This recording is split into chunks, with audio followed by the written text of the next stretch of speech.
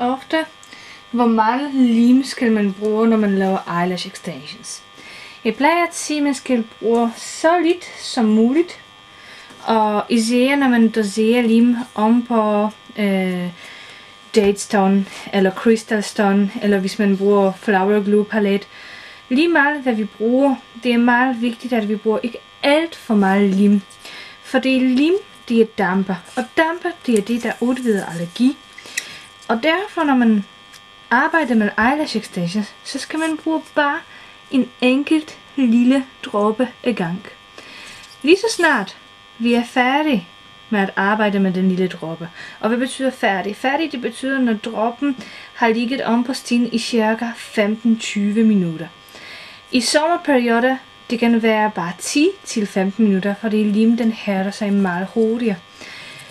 Efter de 15-20 minutter, lim er ikke god nok mere. Det betyder, at man skal få en ny dråbe. Og hvad skal man gøre med den gamle ind? Den gamle ind, den skal fjernes. Vi kan fjerne den med en lille stykke serviet, ellers vi kan hærde den. Jeg kan bedst lide at hærde de gamle dråber med speed up solution. Det er fordi, det bliver hærdet lige med det samme. Og så fuldstændig tør. Og hvad betyder det? Det betyder, at det udvider slet ikke mere damper. Det er hærdet, og så det giver os en anden fordel for os vibeteknikker.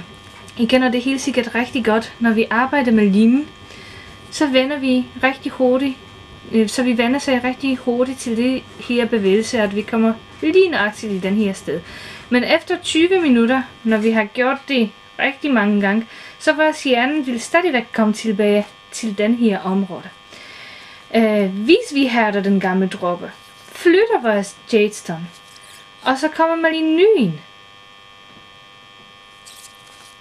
Så sparer vi både tid og penge. Det er fordi vores hjerne, den vil stadigvæk komme herned, og vores fingre, det vil gerne tage lim herfra. Så når den gamle dråbe den er færdig, så kommer man en ny dråbe på den gamle dråbested.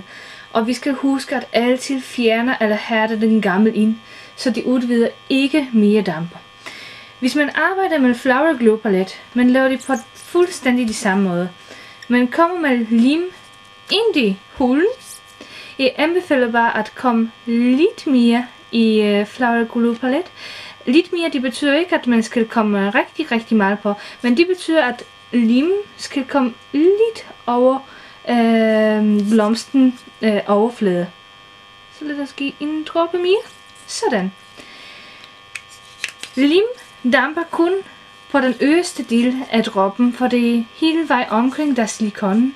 Det betyder, at det er også begrænset, hvor meget damper vi får i vores næsen og lungene.